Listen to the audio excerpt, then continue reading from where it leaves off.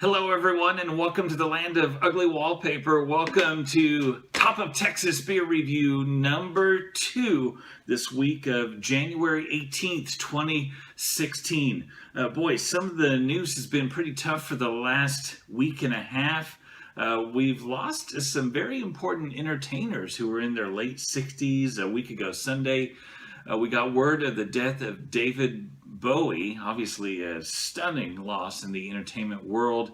A week ago Wednesday, it was Alan Rickman. We found out about the death of Alan Rickman, notoriously known as Hans Gruber from Die Hard. An incredible role played by Alan Rickman. And here more recently, we have learned about the death of the founder of the Eagles, Glenn Frey, who contributed greatly to popular music in the 70s and 80s. And there was some more beer-specific news coming from the Washington Post. And 2 days ago, it was reported by the Washington Post that as of December 1st, 2015, the United States now had more breweries it's ever had in its entire history. And that number, as of, again, December 1st, 2015, was 4,144 breweries. That includes local brew pubs. Now, how big of an increase is that over the past few years? Well, as of early 2011, the number of known breweries in the United States was 2,033. So, a lot of beer, a lot of good beer for the most part, is being brewed in the United States. What does it mean by this exponential rise in the number of breweries in the United States? Well, it means that your product really has to stand out. Here's the problem that bars and brew pubs have now. They might have, okay, let's say for example you're an upstart brewery in Austin, and you're trying to sell your product. You're trying to get your beer to the consumer through local bars and pubs. Let's say you go to Pub A, and they have, let's say they've got 30 taps. Well, chances are they're rotating craft beers on a weekly basis, on a keg-by-keg basis, on all of those taps. So you might have to wait until they're not booked anymore. You might have to wait until, say, several weeks down the road before you can even get them to tap one of your kegs of your beer. You really have to be able to stand out. I'll tell you what, one brewery that has really stood out in their very short history, maybe 4-year history, when you think of Oklahoma beer, craft beer, you think of Prairie. Beer review number 1, just last week, I talked about the history of brewing beer in Krebs, Oklahoma. I talked about chalk beer. I reviewed chalk, the original chalk beer. That dates back to 1919, and it really stands as the original craft beer from Oklahoma, also brewed in Krebs. Well, Chase and Colin Healy said, you know what, we're going to do our own thing. And they were allotted some space at the Chalk Brewery to try their hand at making their own beer. Chase, of course, is the head brewmaster for Prairie. Colin is responsible for the imaginative and creative labels that you see on every bottle of Prairie beer. Again, when you think of Oklahoma, you think of Prairie beer, and for very good reason. You ask people from coast to coast, quickly, name your top 10 stouts. Chances are, if that beer drinker has had Prairie Bomb, that's certainly going to be in their top 10. I know many people who say that Prairie Bomb is in their top 5, or perhaps their favorite when it comes to Southern Plains beer. So what I'm going to do today is I'm going to review Prairie Coffee Okie. Now, I had their original Okie brown. I believe it's an Imperial brown, probably a year ago. And it was a fantastic experience. Truth be told, brown's not my favorite style. English beers as a whole, traditional English beers as a whole, not my favorites because they tend to appear in the glass more flavorful than they actually are. A lot of English traditional beer styles kind of leave me unimpressed, but I'm excited about what we may be on the verge of here. Okay, so Coffee Okie is an imperial brown ale aged in whiskey barrels with coffee beans. And the ABV is 13%. Quite a departure from the chalk beer I reviewed for beer review number 1, which was at about 3.2 or perhaps 4%. Quite a difference. So let's get right to it, shall we? Let's get the church key here and open up one bottle of Prairie Artisan Ale Coffee Okie, and let's get this in a glass.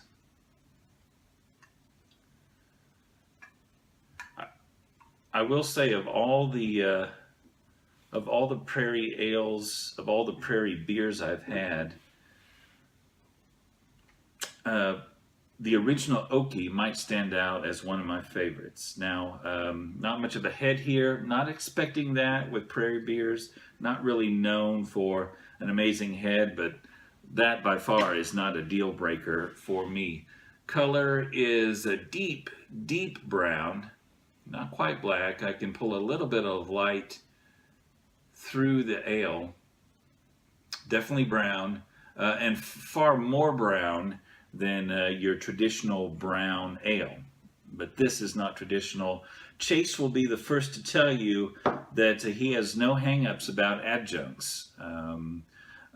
What I mean by adjuncts is ingredients added beyond traditional brewing ingredients. You go back to German purity laws, and what is it? It's there are only 3 things you can brew beer with, and that would be water, that would be a grain of some sort, primarily barley, and hops. Of course, you want to add yeast to that mix as well. An adjunct would be additional ingredients contributing to the flavor and the beer experience. So let's nose this.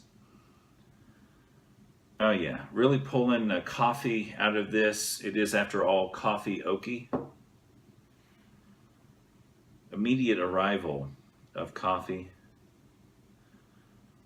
Roasted, but not necessarily burnt or toasted. Great smell on this beer. I will say, and you heard me say this on review number 1, I've had some excellent tasting beers that smell horrible. This beer smells very good. The aroma is strong. A little bit of bread. A little bit of bread there. Very pleasant. Kind of some Christmassy spices.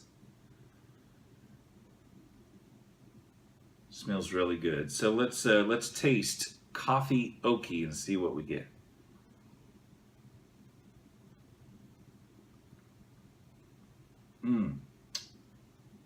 Boy, immediate delivery, immediate arrival of certainly some stout, or I should say some flavors and impact often associated with a stout. My first impression is this is a delicious beer.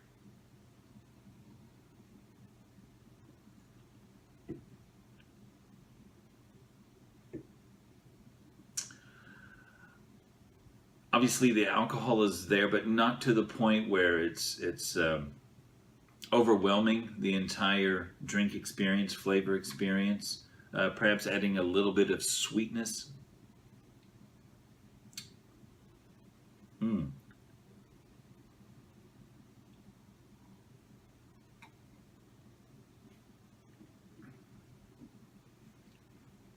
Very good. Very good. I will say this. After having the original Okie, I really felt that any other brewery's attempt to brew brown ales was an exercise in futility. The original Okie is fantastic, and this might be slightly better than that.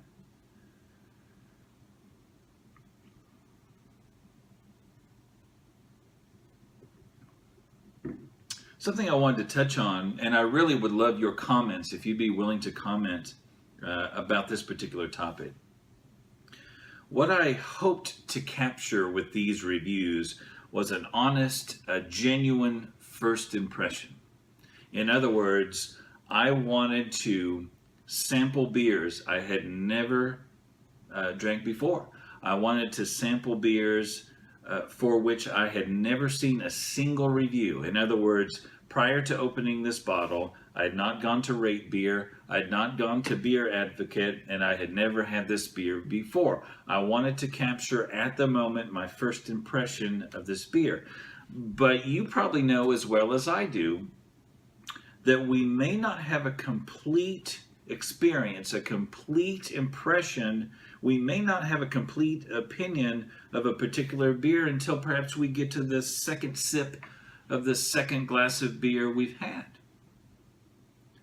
So my question going forward will be, am I best serving you, the viewer, by having that genuine first experience on camera? Or would it be better to have a couple of glasses and then put together those notes, put together those ideas, and come to you with perhaps a more thorough opinion on this beer? Again, obviously this is a first impression. I'd love to hear your comments on what would be of most value to you. Because it's possible that my first impression could be negative, and then when I get halfway through the second glass, after already doing a video review for you, I might decide that this beer is actually worth trying out. So again, I'd love to hear your opinion. Coffee Okie.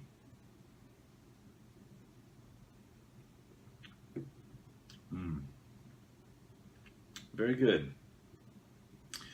Very good. Now, I will say, as someone who's not, I don't consider brown ales a go-to, but I will say also that I have not had a lot of quote-unquote Imperial brown ales. So truth be told, I give this a 5 out of 5. This is an excellent beer experience, and again, it continues to prove to me that Prairie is doing amazing things. And if there are in fact 4,144 breweries in the United States, you have to stand out, and Prairie is doing well to do that. Good things are happening in Oklahoma. Good things are happening in Texas. Here's what I need to know from you. I would like you to comment below and tell me what your favorite beers from Oklahoma and Texas are. I would be especially interested in newer beers that perhaps not too many folks have tried. I'm at one particular disadvantage in that I am some 8 to 9 hours from places like Brownsville and El Paso. I'm in the top of Texas. I'm in North Texas. So not every beer brewed in Texas is available to me locally. I might have to do some traveling to get a hold of those beers, or might have to find some other means to get to them. So breweries, North Texas breweries, Oklahoma breweries, I can get those beers fairly easily just through a simple trip to my local stores. So I would love to hear you comment. What are some of your favorite Oklahoma and Texas beers? What would you like to see? What beers would you like to see me review? I would absolutely love to hear from you. Wow, mission accomplished. Fantastic beer. Prairie Coffee Okie. I highly recommend it.